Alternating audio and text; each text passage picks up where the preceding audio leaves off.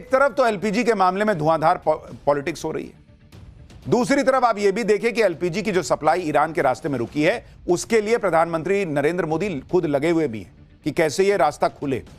कल ही प्रधानमंत्री मोदी की ईरान के राष्ट्रपति मसूद पेजेश्कियन से फोन पर बात हुई और इस बातचीत में पीएम मोदी ने युद्ध के भड़कने और लोगों की जान जाने पर चिंता जताई। पीएम मोदी ने बताया कि भारतीयों की सुरक्षा और एनर्जी जरूरतें हमारी प्राथमिकता है। इसके साथ ही पीएम मोदी ने शांति स्थिरता पर जोर दिया। पीएम मोदी ने ईरान के राष्ट्रपति के साथ बातचीत में डायलॉग और डिप्लोमेसी पर जोर दिया। आधिकारिक जानकारी के मुताबिक ईरान के राष्ट्रपति ने पीएम मोदी को मौजूदा हालात की जानकारी दी। दोनों नेताओं ने संपर्क में रहने पर सहमति जताई। यानी पीएम मोदी ने ऐसे वक्त में ईरान से बात की है जब ईरान ने 2 दिन पहले ही भारत आ रहे थाईलैंड के एक शिप को धमाके से उड़ा दिया था। अभी भी ईरान के स्ट्रेट ऑफ हॉर्मुज में तेल गैस से लदे भारत के फ्लैग लगे 28 जहाज फंसे हुए और इन जहाजों पर 700 से ज्यादा भारतीय फंसे हुए। तो ऐसा नहीं है कि पीएम मोदी नहीं लगे हैं, वो भी लगाए हुए हैं पूरा जोर कि कैसे जो है वो मामला सलटे। इसके अलावा गल्फ रीजन में 23,000 भारतीय ऐसे हैं जो शिपिंग इंडस्ट्री से जुड़े हैं, उनकी सुरक्षा भी भारत की प्राथमिकता है। इधर पीएम मोदी ने ईरान के राष्ट्रपति से बात की। कल रात को विदेश मंत्री एस जयशंकर ने भी ईरान के विदेश मंत्री सैयद अब्बास अरागची से फोन पर बात की।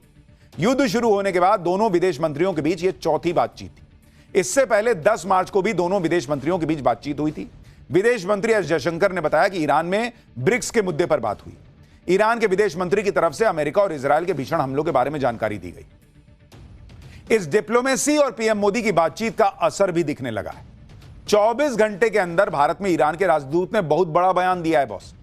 भारत में ईरान के राजदूत से जब यह सवाल हुआ कि क्या भारत के जहाजों को ईरान से सेफ पैसेज मिलेगा, तो ईरान के राजदूत ने कहा है कि आप 2 से 3 घंटे में इसका असर देख सकते हैं। ईरान के राजदूत ने दावा किया कि युद्ध के बाद भारत ने उसकी मदद की है। भारत हमारा दोस्त है, ईरान के राजदूत कह रहे हैं, और वो कह रहे हैं 2-3 घंटे में आपको असर दिखने लगेगा कि भारत के जहाजों को रास्ता मिलेगा या नहीं। सुनिए वो कितनी बड़ी बात कह रहे हैं। India gets safe passage through the Strait of Hormuz? Yes, you can see the future, and I think that after 2 or 3 hours. But you said some good news in 1, 2, 3 days. You said something. Yeah. Because we believe that. We believe that Iran and India are friends. So you believe some good news? No. We have common interest. We have common faith. And I, as ambassador in India, Iran in India, I said to you that government of India in this situation after the war help us and in different fields. Thank you. Iran के भरोसे के बीच आज straight of Hormuz से एक बड़ी खबर आई। Shipping ministry की तरफ से बताया गया कि भारत के झंडे लगे 28 जहाज स्ट्रेट ऑफ हॉर्मुज में फंसे, उसमें से एक जहाज स्ट्रेट ऑफ हॉर्मुज से पार करके आगे बढ़ा है। शिपिंग मंत्रालय ने बताया कि भारत का फ्लैग लगा जग प्रकाश नाम का एक oil tanker straight of Hormuz से सुरक्षित गुजर गया है।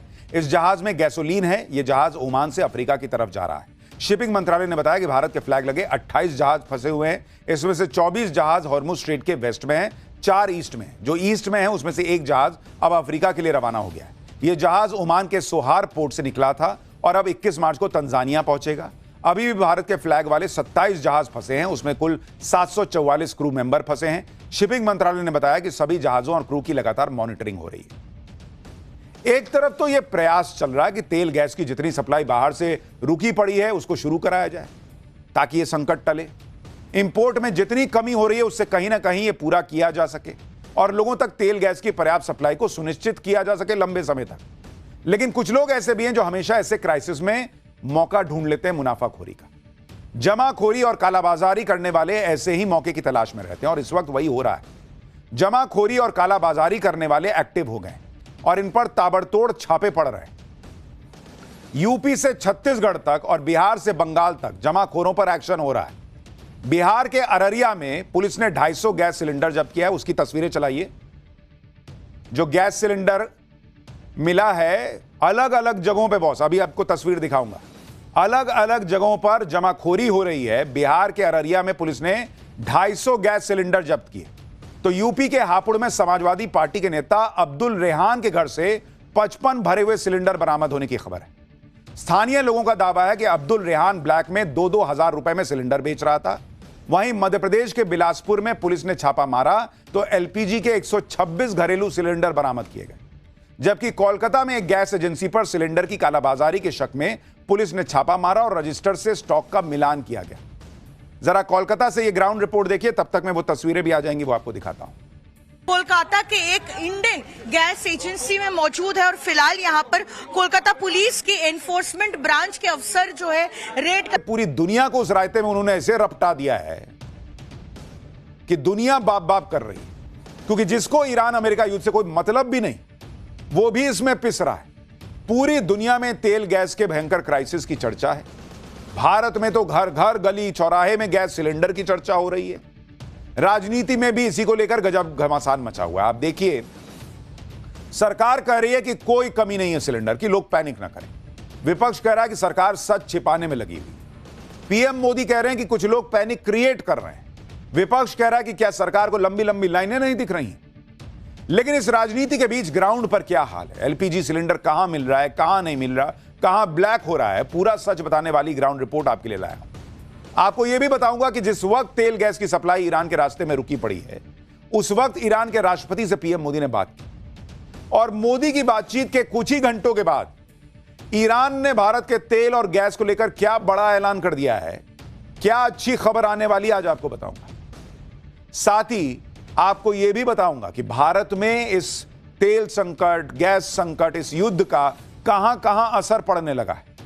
बात सिर्फ सिलेंडर की नहीं है बॉस, बात उससे आगे की है जो हम पाठशाला में डे 1 से कह रहे हैं कि लड़ अमेरिका और ईरान रहे हैं, भुगत पूरी दुनिया रही है। और हमने आपको कहा था यह रूस यूक्रेन का युद्ध नहीं है, कोने में चल रहा है, यह मिडिल ईस्ट को चपेटे में ले चुका है।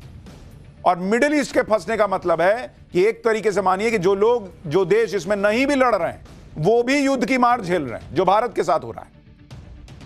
भारत में कहां कहां इंपैक्ट पड़ रहा है, क्या हो रहा है, सब आपको बताऊंगा। लेकिन पहले जो आज हुआ है उसकी एक झलक देखिए।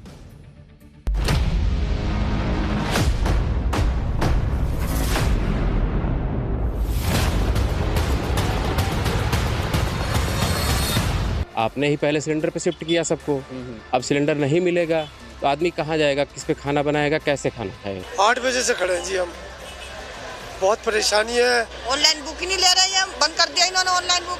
आके बैठे बड़े भाई, 7 बजे से आके बैठे हैं, कोई खुल ही नहीं रहा।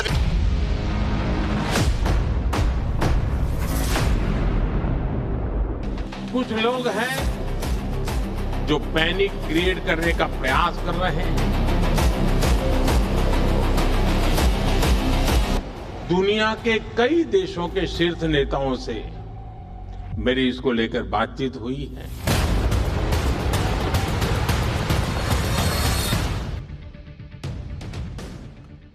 देखिए, तेल और गैस को लेकर क्या हंगामा आज भी मचा, यह आपको डिटेल में बताऊंगा। गैस सिलेंडर पर पूरा सच बताने वाली ग्राउंड रिपोर्ट आपको दिखाऊंगा। लेकिन पहले आज की कुछ तस्वीरें देख लीजिए। कहीं गैस सिलेंडर के लिए 1 किलोमीटर लंबी लाइन लगी है, कहीं लोगों ने पुलिस वाले की धुनाई कर दी, कहीं सिलेंडर नहीं मिलने पर महिलाएं रो पड़ी हैं, कहीं सिलेंडर की कालाबाजारी के शक में पुलिस ने रेड मार दी, कहीं रेस्टोरेंट पूरी तरह से लकड़ी और कोयले के ईंधन पर शिफ्ट हो गए हैं। अलग अलग तरह की तस्वीरें आई हैं। कहीं पर कालाबाजारी दिख रही है, कहीं लोगों ने जमाखोरी की भी है, भरे हुए सिलेंडर 45-150 ऐसे से मिल रहे हैं। कई शहरों में अब लकड़ी और कोयले वाली भट्टियों की डिमांड हो गई है। एलपीजी को लेकर मामला बढ़ता चला जा रहा है। एक तरफ तो यह मारामारी है, दूसरी तरफ सरकार बार बार भरोसा दे रही है कि एलपीजी को लेकर संकट खड़ा नहीं होने देंगे, सप्लाई सुनिश्चित रखी जाएगी, पैनिक बाइंग से बचने की सलाह दे रही है सरकार। इसी बीच राजनीति भी ऐसी हो रही है जिसमें पीएम प्रधानमंत्री नरेंद्र मोदी को खुद कहना पड़ा कि पैनिक क्रिएट किया जा रहा है। कुछ लोग एजेंडा चला रहे हैं और ऐसे लोग देश का नुकसान कर रहे हैं। एक बार प्रधानमंत्री ने क्या कहा है, पहले सुनिए उसको। साथियों, आजकल बहुत चर्चा एलपीजी को लेकर हो रही है। कुछ लोग हैं जो पैनिक क्रिएट करने का प्रयास कर रहे हैं, अपना एजेंडा चलाना चाहते हैं। मैं इस समय उन पर राजनीतिक टिप्पणी नहीं करना चाहता, लेकिन इतना जरूर कहूंगा कि ऐसा करके वो जनता के समक्ष खुद को एक्सपोज हो ही रहे हैं, पूरे देश का भी बड़ा नुकसान कर रहे हैं। पीएम मोदी का यह बयान सुनकर विपक्ष भड़क गया। संसद के अंदर और संसद के बाहर विपक्ष ने सिलेंडर वाले पोस्टर लेकर प्रदर्शन किया। विपक्ष ने पीएम मोदी के पैनिक वाले बयान पर उन्हें घेर लिया और पूछा कि जो गैस एजेंसियों पर लंबी लंबी लाइनें लग रही हैं, जो लोग 4-4 दिन से सिलेंडर के लिए खड़े हैं, वो क्या झूठ बोल रहे हैं? सुनिए इंडी गठबंधन के सांसद क्या कह रहे हैं। क्रिएट नहीं कर रहे हैं। सरकार से पूछा जा रहा है कि सरकार की क्या तैयारी है, क्योंकि जो वीडियोस सोशल मीडिया के माध्यम से सामने आ रहे हैं और जहां न्यूज के माध्यम से भी सामने आ रहे हैं, वहां दिखने को मिल रहा है कि लोग लंबी लंबी कतारों में खड़ा। तो सरकार समझे कि दिक्कत है और इसे सुलझने की सरकार क्या कर रही है, ये स्पष्ट रूप से अपनी बात को रखे। क्या प्रधानमंत्री जी अखबार नहीं पढ़ रहे हैं? क्या प्रधानमंत्री जी वो क्यों नहीं देख रहे हैं? क्या वो लेटर नहीं पढ़ रहे हैं जो रेस्टोरेंट्स और होटल एसोसिएशन लिखे जा रहे हैं? क्या रोज अखबारों में आ रहा है किस तरीके से जनता को दिक्कत हो रही है? एलपीजी सिलेंडर को लेकर इंडी गठबंधन के नेता वीडियो डाल कर सरकार से सवाल कर रहे हैं। अखिलेश यादव कह रहे हैं कि एलपीजी मतलब लापता गैस। अखिलेश यादव ने सिलेंडर के साथ लोगों की लंबी लाइन का एक वीडियो शेयर किया। कहा कि भाजपा ही कह रहे हैं कि कोई कमी किल्लत नहीं है। ये जो वीडियो है वो एआई से बना है क्या? झूठ के सैकड़ों सिलेंडर खाली हुए होंगे तब एक भाजपाई जो है वो बना होगा। ये अखिलेश यादव कह रहे हैं ये वीडियो डालकर। इस घमासान के बीच सरकार बार बार कह रही है कि एलपीजी की कोई कमी नहीं है। 3 दिन से लगातार प्रेस कॉन्फ्रेंस की जा रही है और इसमें पूरी बात बताई जा रही है कि कितनी डिमांड है, कितनी सप्लाई है और सरकार क्या क्या कर रही है। आज पेट्रोलियम मंत्रालय ने कहा कि एलपीजी के 25,000 डिस्ट्रीब्यूटर हैं। कहीं कोई ड्राई आउट नहीं है। लोगों को अफवाहों और पैनिक बाइंग से बचने के लिए कहा गया है। घरों को बिना रुकावट के एलपीजी मिलती रहे, यह सुनिश्चित किया गया है। एलपीजी का घरेलू प्रोडक्शन 30% तक बढ़ा दिया गया है। जहां तक कि कमर्शियल एलपीजी की बात है तो राज्य सरकारों को उसके वितरण का फैसला लेना है। कमर्शियल उपभोक्ताओं को लोकल सिटी गैस डिस्ट्रीब्यूशन से संपर्क करने के लिए कहा गया है। इसके साथ ही पेट्रोलियम मंत्रालय ने पीएनजी कनेक्शन लेने की भी अपील की है, वो जो पाइप से गैस आती है। मंत्रालय का कहना है कि जिन घरों के आसपास पीएनजी कनेक्शन की सुविधा उपलब्ध है वो कनेक्शन ले लें ताकि एलपीजी पर दबाव कम। इसके अलावा केरोसिन, कोयला की सप्लाई भी बढ़ा दी गई है। अब विपक्ष भी यही सवाल पूछ रहा है कि अगर एलपीजी की कोई कमी नहीं है तो ये लाइनें कैसी लग रही? अगर एलपीजी की कोई कमी नहीं है तो केरोसिन की सप्लाई क्यों बढ़ा रही है सरकार? और अगर एलपीजी की कोई कमी नहीं है तो कमर्शियल सेक्टर में कटौती क्यों करनी पड़ रही है? यानी बार बार यह कहा जा रहा है, और जो मैंने आपसे पाठशाला में कल भी कहा था कि समस्या पूरी दुनिया में आई हुई है बॉस, तो भारत कैसे अछूता रह जाएगा? और इसीलिए लोगों को जो दिक्कत आ रही है, लोग कहा जा रहा है पैनिक बाइंग कर रहे हैं। पैनिक बाइंग नहीं कर रहे हैं, इसको सिक्योर बाइंग कह रहे हैं लोग कि भाई हम भी तो एक सिलेंडर कम से कम अपने पास रख लें।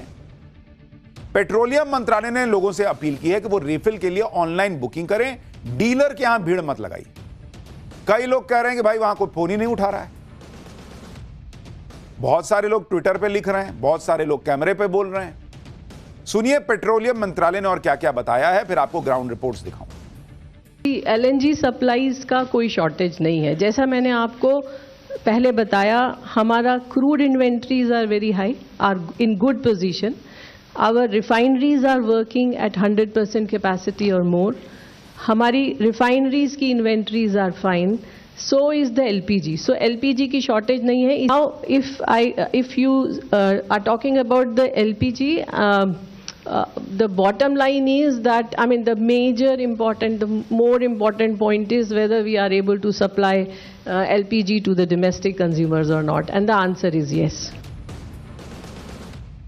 देखिए एलपीजी को लेकर पिछले कुछ दिनों में जो हालात बने उनमें एक बात यह भी है कि एलपीजी की डिमांड 40 से 50% बढ़ गई। इससे कोई इनकार नहीं कर सकता कि लोग खरीदने आ रहे हैं, जिनको अभी इमीडिएटली भी नहीं जरूरत है, वो थोड़ा सा बचा के लिए रखना चाहते हैं, एक सिलेंडर कम से कम भर के रखना चाहते हैं। और इसमें लोगों की गलती नहीं कह सकते आप, क्योंकि जिस तरह के हालात हैं युद्ध के, हर आदमी चाहेगा कि भाई इमरजेंसी में एक सिलेंडर तो भरा के रखें, कल को नहीं मिला फिर क्या करेंगे? सरकार ने जो आंकड़ा दिया है उसके मुताबिक सामान्य दिनों में, देखिए सरकार क्या कह रही है कि सामान्य दिनों में कितनी बुकिंग होती है। सामान्य दिनों में नॉर्मली जब कोई ऐसा पैनिक नहीं है, सामान्य दिनों में जो बुकिंग होती है एलपीजी की, वो सरकार कह रही है कि वो होती है 55,70,000 per day. 55,70,000 cylinder per day almost रोज बुक होते हैं जब नॉर्मल है। 12 मार्च को बुकिंग कितनी हुई? जब कहा जा रहा है कि भाई दिक्कत होगी। 12 मार्च को यानी कल 75,70,000 सिलेंडर बुक हुए पर डे। यानी सीधे सीधे अगर आप देखिएगा तो रोजाना, और डिलीवरी कितनी होती थी युद्ध से पहले? डिलीवरी 50 लाख की थी पर डे। सरकार कह रही है कि आज भी हम 50 लाख पर डे डिलीवर कर पा रहे हैं, लेकिन चूंकि 75 लाख की बुकिंग हो गई तो ये जो 25 लाख एक्स्ट्रा हो गया, 25 लाख प्लस एक्स्ट्रा हो गया। सरकार कह रही है हम 50 लाख तो दे रहे हैं रोज की तरह, लेकिन ये 25 लाख एक्स्ट्रा आया है तो ये कहीं कहीं नहीं मिल पा रहा, इसलिए लाइन दिख रही है। सरकार का दावा है कि सामान्य दिनों में जितनी सिलेंडर की बुकिंग होती थी, अब बुकिंग उससे ज्यादा बढ़ गई। 9 मार्च के बाद इसमें लगातार जंप आया और इसी को लेकर सरकार का दावा है कि ये पैनिक पैटर्न है। सरकार का कहना है कि लगभग 50 लाख सिलेंडर हम पहले भी डिस्ट्रीब्यूट करते थे, आज भी कर रहे हैं। लेकिन विपक्ष इस थ्योरी को सीधे सीधे खारिज कर रहा है। सुनिए कांग्रेस और आरजेडी के सांसद क्या कह रहे हैं। सिलेंडर लोगों को नहीं मिल रहे हैं, गैस एजेंसियों के पे टेलीफोन करते हैं, लोग टेलीफोन नहीं उठा रहे हैं, वहाँ पे बुकिंग हो नहीं रही है, डिलीवरी हो नहीं रही है, और इसलिए ये लोग इस सरकार को कटघरे में खड़ा करेंगे। आज भी मैं कहूँगा प्रधानमंत्री जी थोड़ा वेश बदलिए। Denial is not a good instrument. सबको साथ लीजिए और स्वीकार करिए कि दिक्कत है, परेशानी है। देखिए एक चीज तो है, डिमांड बढ़ गई है, ये तो कोई इनकार नहीं कर सकता। संकट दुनिया में है, इससे कोई इनकार नहीं कर सकता। लेकिन जैसा सरकार कह रही है कि भाई हम तो देने के लिए तैयार हैं, जितना एक दिन में देते थे उतना ऑलरेडी दे रहे हैं, डिमांड बढ़ी है उसको भी मैच कर लेंगे, कमी नहीं है। लेकिन डिमांड अगर मैच नहीं भी हो पा रही तो जो लोगों की शिकायत है कि कई बार उनको बुकिंग में दिक्कत आ रही है, कई बार कोई फोन ही नहीं उठा रहा है, और ये सब जगह नहीं हो रहा है, लेकिन जहां जहां हो रहा है उसको भी मैनेज सरकार को करना होगा, वरना यही पैनिक फैलता रहेगा। इंडी गठबंधन पीएम मोदी पर सवाल उठा रहा है कि एलपीजी सिलेंडर को लेकर संकट साफ साफ है, लेकिन सरकार मान नहीं रही है। दूसरी तरफ सरकार कह रही है कि संकट नहीं है, पैनिक है। आज लगातार दूसरे दिन भी पीएम मोदी ने यही कहा कि पैनिक कांग्रेस का किया धरा है। आज वो असम के दौरे पे थे। गुवाहाटी में कार्यक्रम के दौरान उन्होंने कहा कि युद्ध के संकट के बीच कांग्रेस अफवाहें फैलाने में लगी। कांग्रेस ने एक बार फिर साबित कर दिया है कि किसी भी स्थिति में देश के प्रति ईमानदार नहीं है। आज युद्ध से बने संकटों के बीच भी कांग्रेस सिर्फ अफवाहें फैलाने और अपप्रचार करने में जुटी है। और मैं जरा कांग्रेस के साथियों से कहना चाहता हूं, एक काम करिए, लाल किले पर से 15 अगस्त को पंडित नेहरू जी ने जो भाषण दिए हैं, जरा भाषण सुनिए, आप सुनकर के हैरान हो जाओगे। लाल किले से 15 अगस्त को एक बार कह रहे हैं पंडित जी कि उत्तर कोरिया और दक्षिण कोरिया में लड़ाई चल रही है, इसलिए भारत में महंगाई बढ़ रही है। अब उत्तर कोरिया दक्षिण कोरिया कहां है, और आज कांग्रेस के लोग देश को गुमराह करने में लगे हैं। देखिए कांग्रेस क्या कर रही है ये तो कांग्रेस जाने, लेकिन सड़क पर लाइनें दिख रही हैं, लोग बातें कर रहे हैं, लोग हमसे भी कह रहे हैं कि सर यहां नहीं मिल रहा, वहां नहीं मिल रहा। कोई कह रहा है सर आपके पास अगर इलेक्ट्रिक वाला है चूल्हा तो दे दीजिए, हमको नहीं मिला। लोगों को दिक्कतें हैं, और अगर सब ये जितने लोग दिख रहे हैं ये सब कांग्रेस के लोग हैं, कांग्रेस के कहने पर बाहर आ गए हैं, कांग्रेस पर इतना विश्वास करने लगे हैं, तो भाई कांग्रेस का इतना जनाधार होता तो कांग्रेस 100 सीट भी नहीं ला पा रही होती। इसलिए मैंने कहा, कल भी कहा था कि सरकार जो कह रही है और विपक्ष जो कह रहा है, सच्चाई उसके बीच में कहीं। एकदम बम मामला भी नहीं है कि कोई दिक्कतें नहीं है, और एकदम खत्म मामला भी नहीं है। लोगों को दिक्कत आ रही है, ये लाइनें बता रही है। एक तरफ तो एलपीजी के मामले में धुआंधार पॉलिटिक्स हो रही है, दूसरी तरफ आप ये भी देखें कि एलपीजी की जो सप्लाई ईरान के रास्ते में रुकी है उसके लिए